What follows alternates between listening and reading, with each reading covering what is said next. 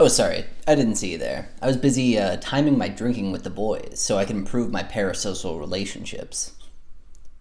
You know, you should really knock first. I don't know, today's just Valentine's Day and I'm having a hard time focusing because the only people I wish to romance are halfway across the world. If only there was some way to, simulate the dating that I wish was happening.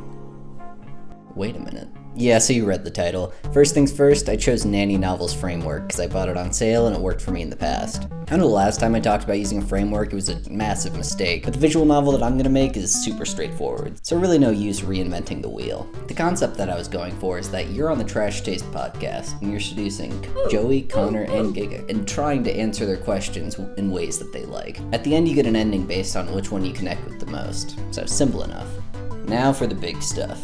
As far as art goes, what you need is portraits for all the guys, the backgrounds for the scenes, and the objects around those scenes. Sound is just going to be the BGM, which I'm definitely just going to yoink from Trash Taste, don't tell anyone. I mean, they use royalty-free music for their backing track, so it's just kind of the circle of life. And the voice lines the guys will say, along with the sound effects for different contextual actions. Finally, we need to write the novel part of the visual novel, which, while normally the hardest part because it gets the most scrutiny in your game, will probably be the easiest for this project, as I'm just going to be using the questions they ask on the show, and all I really have to do is create the responses and ending for the particular romance partners. Those, romanceable characters being real people with actual lives and significant others in some cases. Is this possibly in bad taste, making a dating sim out of people that actually exist?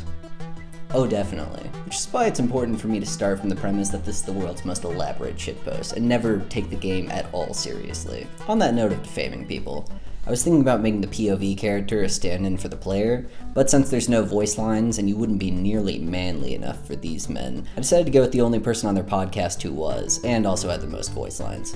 So welcome to the game, Chris Broad. Sorry, being on the podcast 3 times just means they had the most voice lines to work with. Now we have an idea of what we're doing, let's get building. To start, I decided to make the portraits 3D models because I completely failed at utilizing them last time, and the amount of sprites I drew gives me Vietnam flashbacks when I opened Clip Studio Paint. I made them look like they belong on a DS game because I wanted this done before Valentine's Day, and I already had a base to go off of for that type of model. For the Sea Dog VA himself, I went with the personification of his avatar that he uses for his channel, despite that, at this point, basically not resembling him at all. Where's the beard? Where's the suit? He should look tired and be dressed in a t-shirt or revealing cosplay. For Mr. Anime Zone, I went with the tried and true black v-neck and gold chain.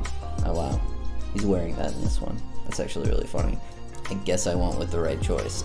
And finally, for Mr. Anime Man himself, I wanted to base it off the avatar, but well, I mean, look at this shit. There's literally no resemblance between these two whatsoever. White hair, no beard, and no drip. This avatar has no connection to the golden Adonis that is Joey. Because of this, I went with his IRL flesh self look. The most important question is, however, which of Joey's myriad of rad outfits do I give to him? The long sleeve graphic tee could work, but honestly there's really only one answer. It's an outfit that I could never get out of my mind. So majestic, so mysterious.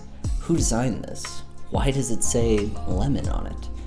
These are questions that have invaded my thoughts ever since the moment I saw that sweatshirt, and I knew this had to be the outfit he wore. By the way, if you want to make clothing that pops out of a model on Blender, highlight where you want the shirt to be, Shift E to duplicate, left click to position it right over the top of the old stuff, and then S to make it bigger. It helps immensely when trying to make different articles of clothing.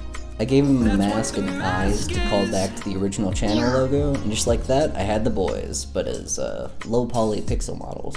Writing animation isn't too hard either, mostly because I'm a hack and I just go to Mixamo to look up animations. I grab an idle, laughing, talking, and dejected animation and immediately finish putting effort into animations for the rest of the project. Also, like a fool, I had no idea that Mixamo had an auto-rigger for models. This shit turned what would be a 4-day project into a 3-day one instantly.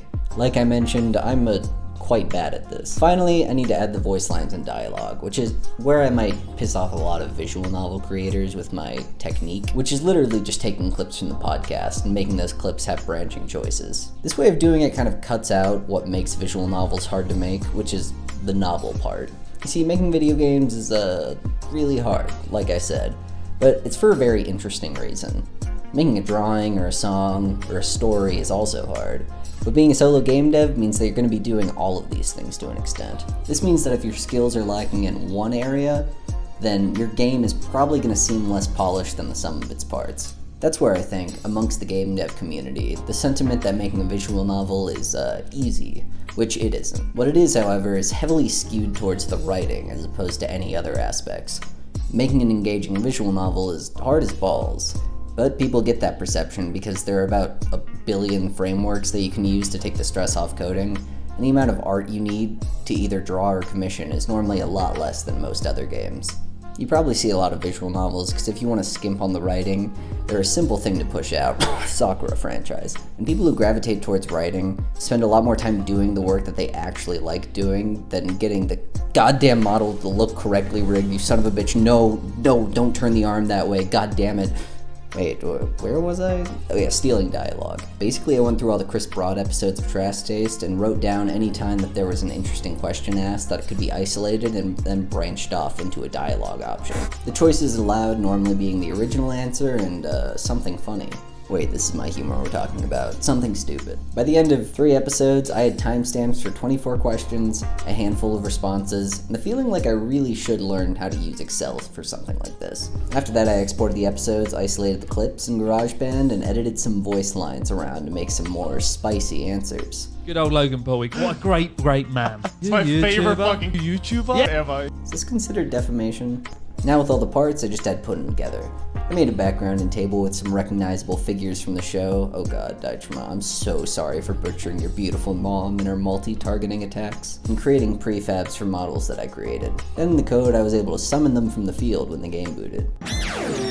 After that, it was just a lot of writing out the branching options and adding in their questions, Chris's responses, and the boys' reaction sound effects. I got a lot of use out of the Chris. Yeah. For each question, I would add up a point towards your love score for a certain member, and then after you answer all the questions, it gives you that member's particular ending, where you get proposed to with a Trash Taste branded ring. Truly the height of class. You might be asking, what happens if 2 members score equally? And the answer is that I pick one at random and just go with that. Because dear lord, it's 10 p.m. on the 14th, and I said I was going to get this out by Valentine's Day. If there's one thing that you know about me from the previous video, it's that I love cutting corners to make arbitrary deadlines. All in all, this project took about 3 days to complete, and it was a lot of fun to make. And as most of the research was just listening to podcasts that I was already going to listen to anyways. It's short and kind of rough, but I think it's cute. So happy Valentine's Day, or I guess happy late Valentine's Day. So I guess until next time, keep creating, and make things better than I make.